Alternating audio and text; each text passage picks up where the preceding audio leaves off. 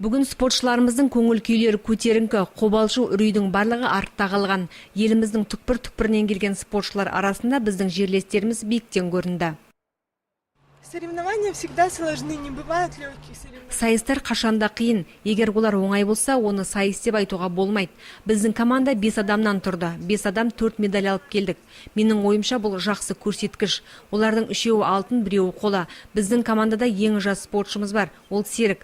Оның өзі алтын медаль алды. Біз оны мақтан етеміз. Командалық есепте біз кубокке ие болдық. Команданың ең жас спортшысы Серік Салимов мұнда ел деңгейіндегі сайыстарға 2-ші мәрте қатысып отыр. Жас спортшы алғашқы сайысында 2-ші орын алса, бұл жолы алтын жүлдені иемденді. Қиын болған жоқ, бірақ сәл қиындықтар болды, так бәрі жақсы болды. Балдар да көмектесті, Оля көмектесті, барып келіп жақсы болды, бірінші орын алып кеттім. Жас спортшының ең мықты қарсыласы алматылық спортшы болған үлкен белесті бағындырған жерлесіміз өзінің алдағы жоспарларымен де бөлісті.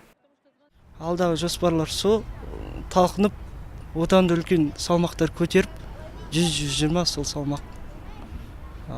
Енді чемпионаттарға барып отырсамыз енді. Команданың жеңіске жетуіне үлкен үлес қосқан спортшының бірі Дмитрий Карапчук. Ол өз дәрежесіне сайысқа түсіп, 4-ші орынды жеңіп алды. Благодаря Диме вся команда. Диманың арқасында біздің команда жеңіске жетті және сайысқа қатысуға қаржы табуда осының мойнында болды. Спортшылардың жолына қаржы жинап, көп жерлерге барды. Спортшыларымыздың жарысқа қатысып жүлдемен оралуы осы жігіттің арқасы дер едім. Спортшылардың өзге қалаға барып, ел деңгейіндегі сайыста бақтарын сынауға қаржыны жергілікті басшылар, қалталы азаматтар көмек берген. Бүгінде спортшылар намысты қолдан берген жоқ, үмітті ақтады. 3 золотых медалей. Это Прокопишина.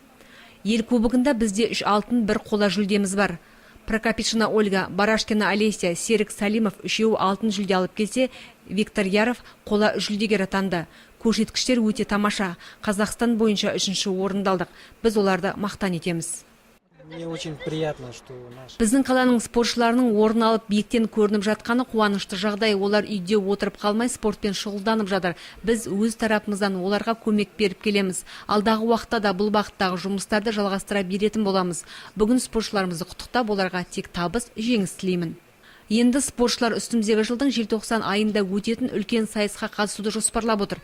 Ел деңгейіндегі бұл сайысқа дайындықты жерлестеріміз қазірден бастамақ.